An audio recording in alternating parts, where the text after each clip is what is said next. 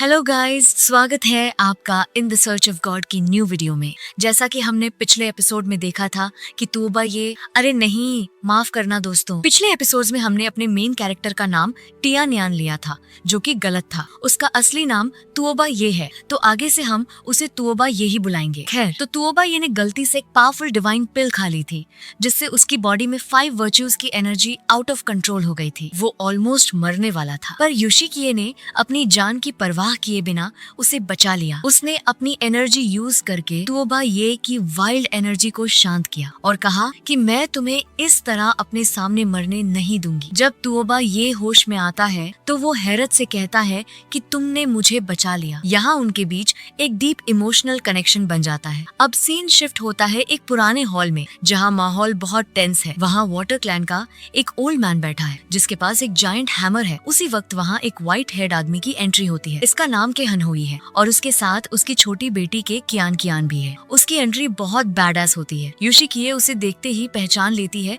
और ब्रदर के कहकर बुलाती है, लेकिन के कियान कियान, जो कि बहुत नखरे वाली बच्ची है, योशिकिए को देखती है और एटीट्यूड में कहती है कि तुम कौन हो? तुम मेरे फादर के साथ इतनी क्लोज लग रही हो, कहीं तुम उनकी कोई पुरानी लवर तो नहीं हो? इतनी छोटी उम्र में तुम अभी से इतनी जेलस हो रही हो। सब ऑकवर्ड हो जाते हैं। किहनहुई अपनी बेटी को डांटता है। योशिकिए स्माइल करती है और कहती है कि वो किहनहुई को बहुत सालों से जानती है और हमेशा उसे बिग ब्रदर ही कहती है। तुओबा ये साइड पर खड़ा सोचता है कि योशिकिए इस आदमी को जानती है, इसका मतलब ये व्हाइट हेयर वाला आदमी भी वाटर क्लैन से ही है। योशिकिए फिर उस जायंट हैमर वाले ओल्ड मैन से कहती है कि 6th नेफ्यू, क्या तुम वाकई अपने 3rd अंकल को भूल गए हो? पता चलता है कि ये ओल्ड मैन उनका 3rd अंकल है, लेकिन के हनहुई कोल्ड टोन में कहता है कि 12 साल पहले मैंने के फैमिली और वाटर क्लैन से अपने सारे रिश्ते हमेशा के लिए खत्म कर दिए थे। तभी वहाँ खड़ा एक बर्ली आदमी के हनहुई को पहचान लेता है और खौफ से कहता है कि तुम के हनहुई हो, the blade of breaking waves, वो लेजेंड जिसने फायर क्लैन के वॉर गॉड जिंगतियान को मारा था। तुम तो ग्रेट वेस्टलैंड के सबसे ग्रेटेस्ट वॉरियर हो। सबको रियलाइज होता है कि वो कितना खतरनाक मॉन्स्टर है, लेकिन वो ओल्ड मैन अपनी जिद पर अड़ा होता है। वो के हनहुई को मैनिपुलेट करते हुए कहता है कि एक भटका हुआ बेटा जब वापस आता है तो उसकी कीमत सोने के बराबर होती है। तुम्हें बस यहाँ इन ट्रेटर्स को मारना है। बेडान माउंटेन वापस चलकर मेट्रियार्क के सामने माफी मांगनी है, फिर हम दोबारा एक फैमिली बन जाएंगे। लेकिन के कियान कियान गुस्से में बोल पड़ती है कि मेरे फादर वहाँ कभी वापस नहीं जाएंगे। के हनहुई भी मुस्कुराता है और कहता है कि मेरी बेटी ने अपना फैसला सुना दिया है और मैं हमेशा अपनी बेटी की बात सुनता हूँ। ये रिजेक्शन सुनकर ओल्ड मैन का चेहरा गुस्से से लाल हो जाता है। वहाँ मौजूद वाटर क्लैन के सोल्जर्स अचानक योशिकिए के सामने बाव करते हैं और उसे लेडी सब सेंट कहकर पुकारते हैं। योशिकिए आगे बढ़ती है और कहती है कि ब्रदर के अपनी बेटी को स्पॉइल करते हैं और मेरे भाई मुझे स्पॉइल करते हैं, इसीलिए मुझे माफ करना। और इसके साथ ही योशिकिए अचानक फुल स्पीड के साथ के हनहुई पर अटैक कर देती है। यहाँ से शुरू होती है एक बहुत ही जबरदस्त और फास्ट पेस्ड फाइट सीन। योशिकिए अपनी ग्रीन वाटर और विंड एनर्जी का यूज करती है। उसकी मूवमेंट्स बहुत एजाइल और डेडली होती हैं। वो हवा में उड़ते हुए के हनहुई पर लगातार एनर्जी ब्लास्ट्स फायर करती है। दूसरी तरफ कि हनहुई बिल्कुल काम होता है। वो अपनी आइस और हेवी वाटर मैजिक का यूज करके योशिकिए के हर अटैक को ब्लॉक करता है। दोनों के दरमियान पावर क्लैश इतना इंटेंस होता है कि पूरा हॉल तबाह होने लगता है। टेबल्स उड़ रहे होते हैं, चेयर्स टूट रही होती हैं और बड़े बड़े पिलर्स उनकी एनर्जी से बिखर रहे होते हैं। योशिकिए एक खतरनाक ग्रीन ब्लास्ट फायर करती है, लेकिन के हनहुई इजीली उसे डॉज कर लेता है और एक पावरफुल काउंटर अटैक करता है। एनिमेशन इस फाइट सीन में टोटली कमाल की है। हर फ्रेम में हाइप फील होती है। तुओबा ये देखकर टेंशन में आ जाता है। वो सोचता है कि हीरो के ने जो किया वो इंसाफ के लिए था और योशिकिए के पास और कोई रास्ता नहीं था, क्योंकि वो अपनी क्लैन के ऑर्डर से बंधी हुई है। मुझे इस फाइट को रोकने का कोई तरीका सोचना होगा। फिर उसे याद आता है कि उसके पास शेनमू टोकन है, लेकिन वो हेजिटेट करता है कि अगर वाटर क्लैन ने इस टोकन की बात मानने से इनकार कर दिया तो फिर तो मैं सबको और भी खतरे में डाल दूंगा। फाइट थोड़ी देर के लिए पॉज होती है, जबकि हनहुई एक स्ट्रॉन्ग एनर्जी वेव से योशिकिए को पीछे पुश करता है। कि हनहुई कहता है कि तुम अपने आप को इस मुसीबत में क्यों डाल रही हो? अगर मेरा भाई यहाँ होता तो वो कब का यहाँ से चला गया होता। उसे इन फजूल चीजों से फर्क नहीं पड़ता, लेकिन चूंकि वो यहाँ नहीं है तो मुझे ही आगे आना पड़ेगा। योशिकिए तुओबा ये को देखती है और वार्न करती है कि तुओबा ये कोई बेवकूफी मत करना, लेकिन तुओबा ये डिसाइड कर चुका होता है। वो आगे बढ़ता है और कहता है कि योशिकिए, क्या अब आप मेरी बात नहीं सुनेंगी? ये देखकर वो हैमर वाला ओल्ड मैन गुस्से में चिल्लाता है कि सब मिलकर अटैक करो। वो खुद अपना हैमर उठाकर तुओबा ये की तरफ भागता है और कहता है कि ए लड़के, जो भी तुम्हारे पास है वो मेरे हवाले कर दो। तुओबा ये कॉन्फिडेंटली खड़ा रहता है और कहता है कि तुम्हें पता भी है मेरे पास क्या है। ओल्ड मैन गुर्राते हुए कहता है कि मुझे परवाह परवाह नहीं कि वो क्या है, लेकिन जिस तरह होली मेडन और तुम एक्ट कर रहे हो, जरूर ये कोई ऐसी चीज है जिसे हम के हनहुई के खिलाफ यूज कर सकते हैं। चुपचाप मेरे हवाले कर दो। लेकिन तुओबा ये 1 इंच भी पीछे नहीं हटता। वो अपनी जैकेट के अंदर हाथ डालता है और एक बहुत ही एपिक तरीके से शेनमू टोकन निकाल कर हवा में बुलंद करता है। उसकी आवाज पूरे हॉल में गूंजती है कि इसे गौर से देखो, द शेनमू टोकन। ये सेक्रेट टोकन देखते ही सबकी आंखें फटी रह जाती हैं। पूरा माहौल शांत हो जाता है। तुओबा ये फुल अथॉरिटी और हाइप के साथ अनाउंस करता है कि इस सेक्रेट टोकन को देखने का मतलब है खुद डिवाइन एम्परर को देखना। ओल्ड डीमन के अपने घुटनों पर बैठो और एम्परर की डिक्री रिसीव करो। सबको बड़ा शौक लगता है, जबकि हनहुई जो इतना बड़ा लेजेंड है, बिना किसी हेजिटेशन के अपना सिर झुकाकर घुटनों पर बैठ जाता है। तुओबा ये फिर योशिकिए की तरफ देखता है और कहता है कि योशिकिए, मैं चुपचाप खड़ा रहकर आपको और यहाँ मौजूद सब लोगों को इस बेमकसद जंग में मरते हुए नहीं देख सकता। फिर वो टोकन की एंशिएंट पावर को यूज करते हुए अपना फाइनल ऑर्डर पास करता है कि शेनमू टोकन का ये हुक्म है, वाटर क्लैन की आर्मी फौरन यहाँ से विथड्रॉ करेगी और कभी भी शेनलॉ सिटी पर दोबारा अटैक नहीं करेगी। जो कोई भी इस ऑर्डर को मानने से इनकार करेगा, उसे 5 क्लैंस के कंबाइंड गुस्से का सामना करना पड़ेगा। ये पावरफुल ऑर्डर देखकर योशिकिए भी अपना सिर झुकाती है और रिस्पेक्ट के साथ कहती है कि वी ओबे। फिर वो उस ओल्ड मैन की तरफ देखती है और कहती है कि चलो यहाँ से इस बात को यही खत्म करो। ओल्ड मैन जानता है कि वो शेनमू टोकन के खिलाफ नहीं जा सकता, इसीलिए वो मजबूर होकर अपने हाथ जोड़ता है और कहता है कि वी ओबे। और इस तरह तुओबा ये अपनी अकल और शेनमू टोकन की पावर से एक बहुत बड़ी बैटल को रोकने में कामयाब हो जाता है। उसकी ये एंट्री वाकई में गूज बम्प्स देने वाली थी। ओल्ड मैन के जाने के बाद हॉल में एक अजीब सी खामोशी छा जाती है। योशिकिए तुओबा ये की तरफ देखती है। वो उदासी और हेवी टोन में कहती है कि तुम सच में एक बेवकूफ लड़के हो। अब जब तुमने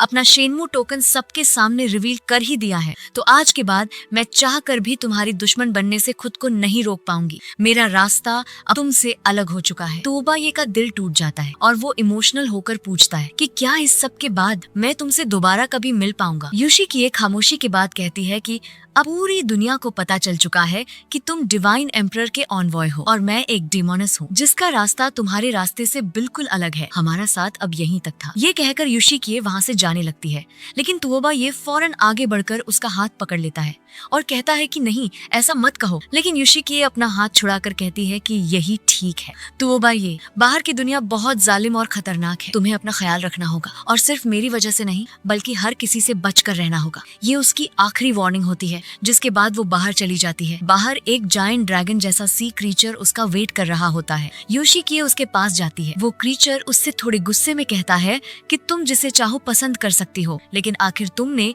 इस अनजान और आवारा लड़के को ही क्यों चुना जिसका कोई बैकग्राउंड तक नहीं है। योशिकिए बिना किसी हेजिटेशन के कॉन्फिडेंटली जवाब देती है कि क्योंकि मैं उसे पसंद करती हूँ और तुम्हें इससे क्या मसला है। तभी अचानक आसमान में डार्क बादलों के बीच एक मिस्टीरियस और खतरनाक फिगर अपीयर होता है। उसने एक अजीब सा मास्क पहना होता है और उसकी आवाज में एक चिलिंग वाइब होती है। वो योशिकिए को ऑर्डर देता है कि अभी वापस जाओ और उस लड़के और के हनाउई दोनों को जान से मार दो। अगर तुमने ये काम कर लिया तो ये एक बहुत बड़ा अचीवमेंट होगा। लेकिन योशिकिए उस दुश्मन की आंखों में देखकर कहती है कि पिछले 16 सालों में वो अकेला शख्स है जिसकी मैंने वाकई परवाह की है। मैं अपना फैसला नहीं बदलूंगी। अगर तुम में हिम्मत है तो पहले मुझे मार कर दिखाओ। वो मास्क्ड आदमी एक ईवल स्माइल के साथ कहता है कि उसकी कोई जरूरत नहीं पड़ेगी, क्योंकि जिस वक्त हम यहाँ बात कर रहे हैं वहाँ उस हॉल में पहले ही खून की नदियाँ बह रही होंगी। सीन फौरन वापस उस पुराने हॉल में शिफ्ट होता है। माहौल अचानक से बहुत टेंस और सफोकेटिंग हो जाता है कि हनहुई, जो कि एक लेजेंड है, डेंजर सेंस कर लेता है। उसकी आंखें सीरियस हो जाती हैं और वो सबको वार्न करते हुए कहता है कि सब लोग होशियार हो जाओ, दुश्मन आ चुके हैं। तभी हॉल की छत से एक बहुत ही क्रीपी आवाज गूंजती है कि 10 साल हो गए हैं ब्रदर के, तुम अभी भी पहले की तरह शार्प हो। तुम्हें इस तरह देखकर मुझे बहुत खुशी हुई। उसी वक्त छत को फाड़ते हुए एक आदमी की डेड बॉडी नीचे गिरती है। उसकी बैक पर एक ब्लू कलर का मैजिक मार्क ग्लो कर रहा होता है। अपने आदमी को मरा हुआ देख करके हनहुई का गुस्सा आउट ऑफ कंट्रोल हो जाता है। वो गुस्से से ऊपर देखता और दहाड़ते हुए कहता है कि तुम। छत पर बैठा वो दुश्मन जिसका नाम हाई वूमिंग है हंसते हुए कहता है कि हाँ बिल्कुल मैं। कि हनहुई बिना वक्त जया किए अपनी सोर्ड निकालता है और एक मैसिव आइस स्लैश हवा में फायर करता है। ये अटैक इतना पावरफुल होता है कि वो सीधा छत को फाड़ कर रख देता है और पूरा हॉल हिल जाता है। अब वहाँ एंट्री होती है हाई वूमिंग की। उसके लंबे व्हाइट बाल हैं और आंखें ब्लू कलर में ग्लो कर रही हैं। वो एक ही झटके में नीचे आता है और सीधा तुओबा ये पर अटैक कर देता है। वो डैश करते हुए कहता है कि लड़के, तुम्हारी स्किल्स काफी इम्प्रेसिव हैं। तुम मेरे ट्रैप के लिए एक परफेक्ट बेट बन सकते हो। लेकिन इससे पहले कि उसका अटैक तुओबा ये को हिट करता कि हनाहुई लाइट की स्पीड से बीच में आकर उसके अटैक को ब्लॉक कर लेता है और गुस्से से कहता है कि हाई वूमिंग, अपनी हद से आगे मत बढ़ो। हाई वूमिंग एक साइकोटिक हंसी हंसता है। वो पीछे हटते हुए कहता है कि कहना हुई, इस दुनिया में तुम जिस किसी को भी प्रोटेक्ट करने की कोशिश करोगे, मैं उन सबकी खाल उधेड़ दूंगा और उन्हें जिंदा फाड़ दूंगा। ये सुन करके हनहुई पूरी ताकत से चिल्लाता है कि बहुत हो गया और एक बहुत ही इंसेन एनर्जी बर्स्ट रिलीज करता है, जिसकी फोर्स से हाई वूमिंग हवा में पीछे की तरफ उड़ जाता है। लेकिन असल खतरा अभी शुरू हुआ था। हाई वूमिंग वहाँ से एक खतरनाक डार्क मैजिक यूज करता है और अचानक हॉल की छत टोटली तबाह हो जाती है। वहाँ से एक बहुत ही जायंट घिनौना ऑक्टोपस जैसा मॉन्स्टर नीचे आता है। उसके बड़े बड़े टेंटिकल्स हॉल में हर तरफ फैल जाते हैं और वहाँ मौजूद लोगों पर अटैक करना शुरू कर देते हैं। पूरा माहौल टोटली कैओस में बदल जाता है। कहनहुई अपने दुश्मन को घूरते हुए कहता है कि तुम्हारे और मेरे दरमियान जो भी पुराना हिसाब है, उसमें बाकी मासूम लोगों को इन्वॉल्व मत करो, मुझसे लड़ो। हाई वूमिंग उस जायंट मॉन्स्टर के ऊपर खड़ा होता है और मजे लेते हुए कहता है कि तुम्हारे चेहरे पर ये जो खौफ और गुस्से का एक्सप्रेशन है ना, मैं सालों से इस पल का इंतजार कर रहा था। कहनहुई, आज आखिरकार हमारा हिसाब चुकाने का दिन आ ही गया। तुम पर मेरा बहुत बड़ा उधार है, तो चलो आज मैं इसका इंटरेस्ट वसूल करना शुरू करता हूँ। कहनहुई जानता है कि ये बैटल बहुत डेडली होने वाली है, इसीलिए वो तुओबा ये की तरफ देखता है और जल्दी से ऑर्डर देता है कि मौका देखते ही यहाँ से सबको बाहर निकाल कर ले जाओ, इनकी जान बचाओ। लेकिन तुओबा ये सोर्ड निकाल कर कहता है कि आप इनकी टेंशन हम पर छोड़ दें हीरो के। आप बिना किसी फिक्र के अपनी फुल पावर के साथ इससे लड़ें, हम यहाँ सब संभाल लेंगे। हाई वूमिंग ऊपर से मॉकिंगली कहता है कि टेंशन मत लो, आज रात तुम में से कोई एक भी यहाँ से जिंदा बचकर नहीं जाने वाला। तुओबा ये गुस्से में कहता है कि बड़ी बड़ी बातें कर रहा है, चलो शुरू करते हैं। और वो अपने दोस्तों के साथ मिलकर उन जायंट टेंटिकल्स पर अटैक कर देता है। कहनहुई हवा में जंप करके हाई वूमिंग पर एपिक एरियल अटैक करता है। दोनों के दरमियान एक बहुत ही फास्ट पेस्ड और हाई लेवल सोर्ड फाइट शुरू हो जाती है। स्पार्क्स उड़ रहे होते हैं और दोनों की मैजिक एनर्जी क्लैश कर रही होती है। कहनहुई एक परफेक्ट ओपनिंग ढूंढकर हाई वूमिंग को एक जोरदार स्पिनिंग किक मारता है, जिससे वो हवा में पीछे स्लाइड होता है। हाई वूमिंग अब पूरी तरह से पागल और ब्लड थर्स्टी हो चुका है। वो अपनी full dark necromancy power activate करता है और उसकी बॉडी के इर्द गिर्द ब्लू कलर के फ्लेमिंग स्कल्स उड़ने लगते हैं। वो एक डिमोनिक आवाज में चिल्लाता है कि आओ फिर, अगर तुम में हिम्मत है तो आओ और मुझे मारकर दिखाओ। कहनहुई अपनी सोर्ड को टाइट पकड़ते हुए सीरियस टोन में कहता है कि 10 साल पहले जब मेरे पास मौका था, मुझे तभी तुम्हारा किस्सा हमेशा के लिए खत्म कर देना चाहिए था। आज मैं वो गलती नहीं दोहराऊंगा। इसके बाद हाई वूमिंग अपने उन ग्लोइंग ब्लू स्कल्स को कहनहुई की तरफ फायर करता है। ये स्कल्स हवा में किसी होमिंग मिसाइल की तरह उसे चेस करते हैं, लेकिन कहनहुई अपनी इंसेन स्पीड से इन सबको इजीली डॉज करता चला जाता है। नीचे जमीन पर खड़ा तुओबा ये एपिक फाइट देखकर टोटली मेस्मराइज्ड हो जाता है। वो हैरत से कहता है कि तो क्या सच में यही इस अहद का सबसे बड़ा और ग्रेटेस्ट चैंपियन है? इसकी पावर तो अनबिलीवेबल है। कि कियान मजाक उड़ाते हुए कहती है कि पहले अपने चेहरे से ये टपकती हुई राल तो साफ कर लो। तुओबा ये थोड़ा एम्बेरेस्ड होकर होश में आता है। फाइट अभी भी पीक पर होती है कि हनाहुई उस जायंट मॉन्स्टर और हाई वूमिंग के अटैक्स को एक साथ डॉज करता हुआ सीधा उस मॉन्स्टर के हेड की तरफ डैश करता है। हाई वूमिंग जो उस घिनौने और मैसिव ऑक्टोपस मॉन्स्टर के ऊपर खड़ा होता है, कहनहुई को अपनी तरफ आता देखकर गुस्से और इरिटेशन से भरा हुआ लगता है। वो चिल्लाते हुए कहता है कि कहनहुई, तुम वाकई में मेरा सारा मजा खराब कर रहे हो। तुमने मुझे फोर्स किया है, अब तुम सबको अपनी जान से हाथ धोना पड़ेगा। ये कहते ही हाई वूमिंग अपना हाथ आगे करता है और उसके हाथ में एक बहुत ही खतरनाक ग्लोइंग ब्लू कलर की सोर्ड अपीयर होती है। इस सोर्ड की एनर्जी इतनी इंटेंस और चिलिंग होती है कि आसपास की हवा भी ठंडी पड़ने लगती है और माहौल में एक अजीब सा खौफ फैल जाता है। नीचे खड़े लोग इस सोर्ड को देखते ही पहचान जाते हैं और खौफ से चिल्लाते हैं कि द चुनशुई सोर्ड, बाईशुई पैलेस की चुनशुई सोर्ड, सब फौरन पीछे हटो। हाई वूमिंग एक साइकोटिक इविल स्माइल के साथ कहनहुई को देखता है और कहता है कि बिल्कुल सही, द चुनशुई सोर्ड। कहनहुई, क्या तुम्हें थोड़ा सा भी अंदाजा है कि इस अजीम सोर्ड को मास्टर करने के लिए मैंने कितना दर्द बर्दाश्त किया है? मेरे अपने मेरिडियंस टोटली रिवर्स हो गए थे। मेरा खून मेरी रगों में उल्टी तरफ बहने लगा था। वो तकलीफ, वो एगनी इस कदर नाकाबिले बर्दाश्त थी कि कोई आम इंसान वहीं मर जाता। और आज मैं तुम्हें वही इनह्यूमन टॉर्मेंट, वही दर्द महसूस करवाऊंगा। ये बोलकर हाई वूमिंग हवा में उड़ता है और चुनछुई स्वॉर्ड की ट्रू डिस्ट्रक्टिव पावर को अनलीश कर देता है। वो हवा में बहुत सारी ग्लोइंग ब्लू स्वॉर्ड्स क्रिएट करता है और उन्हें किसी मीटियोर शावर की तरह सीधा के हनहुई की तरफ फायर कर देता है। ये अटैक इतना फास्ट और डेडली होता है कि नीचे खड़ा तुओबा ये टेंशन में आ जाता है। वो जोर से चिल्लाता है कि ये तो बहुत खतरनाक है, हीरो के वॉच आउट। कि हनहुई अपनी गॉड लेवल स्पीड और एजिलिटी का यूज करते हुए उन एनर्जी सोर्स को डॉज करने की कोशिश करता है, लेकिन धमाके इतने बड़े होते हैं कि पूरा एरिया धूल और धुएं से भर जाता है। हाई वूमिंग मजे लेते हुए अपने फ्लेमिंग ब्लू स्कल्स को भी अटैक में शामिल कर देता है, जो हवा में उड़ते हुए के हनाहुई को टारगेट करते हैं। माहौल पूरी तरह से केओस और डिस्ट्रक्शन का शिकार होता है। तुओबा ये घबरा कर सोचता है और कहता है कि अगर ऐसे ही चलता रहा तो हीरो के बहुत बड़ी मुसीबत में फंस जाएंगे। दुश्मन की पावर वाकई में बहुत इंसेन है। लेकिन तभी उसकी बेटी के कियान जो अभी तक बिल्कुल रिलैक्स और कॉन्फिडेंट टोन में खड़ी थी, तुओबा ये को देखती है और कहती है कि घबराने की कोई जरूरत नहीं है। मेरे फादर सिर्फ उसके साथ खेल रहे हैं। वो उस फ्रीक की अटेंशन हमारी तरफ से हटाकर अपने ऊपर रखना चाहते हैं ताकि हम लोग इस क्रॉस फायर में ना मरे। फिर वो एक बहुत ही बैडएस और हाई बिल्डिंग डिटेल ऐड करती है कि मेरे फादर एक लेजेंडरी ब्लेड्समैन है। क्या तुमने अभी तक नोटिस किया? उनकी सोर्ड अभी तक अपनी शीट से बाहर नहीं आई है और बिना अपनी सोर्ड निकाले ही वो इस अजीब मॉन्स्टर और उस साइको दुश्मन को इतनी इजीली हैंडल कर रहे हैं। इसका मतलब है कि इस फाइट का रिजल्ट पहले से ही डिसाइड हो चुका है, जीत हमारी ही होगी। और वाकई अगले ही सीन में कि हनहुई अपनी आंखें क्लोज करता है और अपना हाथ अपनी सोर्ड के हिल्ट पर रखता है। जैसे ही वो अपनी सोर्ड को बाहर निकालता है, एक बहुत ही मैसिव आइस और हेवी वाटर की एनर्जी पूरे बैटलफील्ड पर सुनामी की तरह फैल जाती है। उसकी सोर्ड किसी आम वेपन की तरह नहीं थी, बल्कि एक बहुत ही भारी, बर्फीली और खतरनाक जायंट ब्लेड थी। हाई वूमिंग अपने जायंट ऑक्टोपस मॉन्स्टर के टेंटिकल्स और हवा में उड़ते हुए फ्लैश के बड़े बड़े टुकड़ों को के हनहुई की तरफ लॉन्च कर देता है ताकि वो उसे क्रश कर सके। लेकिन के हनहुई बिल्कुल काम और कंपोज रहता है। वो अपनी हेवी स्वॉर्ड को हवा में स्विंग करता है और एक बहुत ही मैसिव फ्रीजिंग एनर्जी की वेव फायर करता है। ये वेव इतनी पावरफुल और कोल्ड होती है कि वो रास्ते में आने वाले हर टेंटिकल और हर अटैक को इंस्टेंटली फ्रीज करके शीशे की तरह तबाह कर देती है। मॉन्स्टर दर्द से चिल्लाता है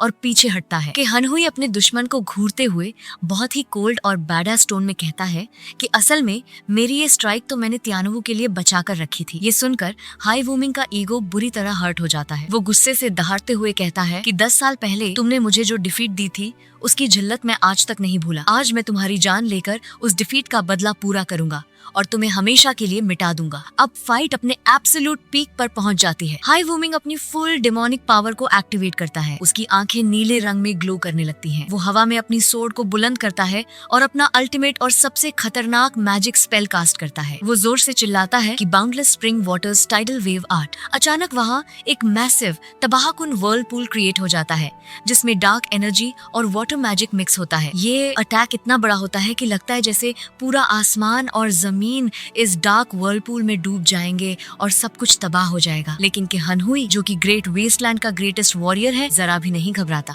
वो अपनी बर्फ की सोर्ड को क्लैन जीरो से हाथों से पकड़ता है और अपना लेजेंडरी सिग्नेचर मूव यूज करता है। उसकी आवाज पूरे बैटलफील्ड पर बिजली की तरह गूंजती है कि ब्रेकिंग वेव साइक्लोन स्लैश। वो एक बहुत ही इंसेन और massive blue glowing slash fire करता है। ये स्लैश हवा को फाड़ता हुआ सीधा हाई वूमिंग के टाइडल वेव आर्ट से जाकर टकराता है। दोनों अटैक्स के क्लैश से एक बहुत बड़ा धमाका होता है। शॉक वेव्स हर तरफ फैल जाती हैं। लेकिन कि हनहुई का अटैक इतना ओवरपावर्ड होता है कि वो हाई वूमिंग के अटैक को इजीली चीर देता है। हाई वूमिंग को समझ ही नहीं आता कि क्या हुआ और अगले ही सेकंड वो उस पावरफुल स्लैश की फोर्स से हवा में उड़ता हुआ नीचे जमीन पर आकर बहुत बुरी तरह गिरता है। उसका सारा घमंड मिट्टी में मिल जाता है। कि हनहुई स्लो मोशन में चलकर हाई वूमिंग के पास आता है और अपनी ग्लोइंग सोर्ड उसके गले पर रख देता है। हाई वूमिंग जमीन पर पड़ा हाफता हुआ हैरत से कहता है कि तो यही है तुम्हारा ब्रेकिंग वेव साइक्लोन स्लैश। कि हनहुई उसे डिसअपॉइंटेड लुक देता है और कहता है कि इन पिछले 10 सालों में तुम्हारी पावर में कोई खास इजाफा नहीं हुआ है। क्या इस दुनिया में अभी भी कोई ऐसा काम बाकी है जो तुमने पूरा ना किया हो? कि हनहुई उससे उसकी आखिरी ख्वाहिश पूछ रहा होता है ताकि उसे हमेशा के लिए खत्म कर दे। लेकिन यहाँ पर एक बहुत ही अनएक्सपेक्टेड प्लॉट ट्विस्ट आता है। हाई वूमिंग हार मानने के बजाय एक टोटल साइकोपैथ की तरह जोर जोर से हंसने लगता है। उसकी हंसी पूरे माहौल में एक अजीब सी क्रीपी वाइब फैला देती है। वो अचानक अपने कपड़ों से एक शार्प और खतरनाक डैगर निकालता है। सबको लगता है कि वो आखिरी कोशिश में कि हनहुई पर अटैक करेगा, लेकिन वो उस डैगर को सीधा अपने ही सीने में घोंप लेता है। खून की धार निकल आती है और वो एक इविल स्माइल के साथ कहता है कि कहन हुई, मैं बस तुम्हें नाकाबिले बर्दाश्त दर्द और तकलीफ में तड़पता हुआ देखना चाहता था। जैसे ही हाई वूमिंग खुद को मारता है, उसकी बॉडी से एक बहुत ही मैसिव, डार्क और डिस्ट्रक्टिव एनर्जी वेव रिलीज होती है। वो giant octopus monster totally berserk हो जाता है और हर तरफ तबाही मचाने लगता है। हाई वूमिंग की आखिरी आवाज हवा में गूंजती है कि मैं चाहता हूँ तुम इस पल को अपनी बाकी की जिंदगी और उसके बाद भी याद रखो। ये सुसाइड अटैक इतना सडन और अनएक्सपेक्टेड होता है कि हनहुई को डिफेंड करने का टाइम ही नहीं मिलता। वो उस डार्क एनर्जी ब्लास्ट की लपेट में आ जाता है और हवा में उड़ता हुआ बहुत बुरी तरह जमीन पर जाकर गिरता है और मलबे के नीचे दब जाता है। पूरा हॉल और आसपास का एरिया तबाह हो जाता है। ये देखकर के कियान रोते हुए चिल्लाती है कि फादर और उसकी तरफ भागती है। तुओबा ये और बाकी सब दोस्त भी फौरन वहाँ पहुँचते हैं। तुओबा ये फिक्र से पूछता है कि हीरो के क्या ठीक है कि हनहुई मलबे से बाहर निकलता है। थोड़ा इंजर्ड होता है लेकिन उसकी हिम्मत अभी भी वैसी ही होती है। तुओबा ये गुस्से में अपनी सोर्ड निकालता है और कहता है कि सब लोग अपने वेपन्स उठाओ और इन दुश्मनों का पीछा करो, हम इन्हें जिंदा नहीं छोड़ेंगे। लेकिन के हनहुई उसे रोक देता है और कहता है कि रुको, मैं बिल्कुल ठीक हूँ, मैं तुम सबकी फिक्र की कद्र करता हूँ, लेकिन इस तरह अंधाधुंध उनके पीछे भागना हमें किसी नए एम्बुश में फंसा सकता है। हमारी सबसे पहली प्रायोरिटी अभी शैनलॉ सिटी पहुँचना है। तुओबा ये समझ जाता है और कहता है कि ठीक है, तो फिर हम हीरो के की बात मानेंगे और उन्हीं को फॉलो करेंगे। और यहाँ एपिसोड का ये इंटेंस सीन एंड होता है। लेकिन बैकग्राउंड में किसी डेब्री के पीछे से एक अजीब सा क्रीपी दुश्मन उन्हें छुप कर देख रहा होता है, जो इस बात का सबूत है कि खतरा अभी टला नहीं है। तो गाइज, कैसा लगा आपको in the search of God का ये धमाकेदार और एक्शन पैक्ड एपिसोड? के हनहुई की पावर और उसकी वो बैडएस एंट्री सच में गूज़बम्प्स देने वाली थी। अगर आपको ये एक्सप्लेनेशन पसंद आई हो तो वीडियो को लाइक जरूर करना, अपने दोस्तों के साथ शेयर करना और चैनल को सब्सक्राइब करके बेल आइकन दबा दो ताकि नेक्स्ट एपिसोड की नोटिफिकेशन आपको सबसे पहले मिल जाए। Thank you for watching, bye.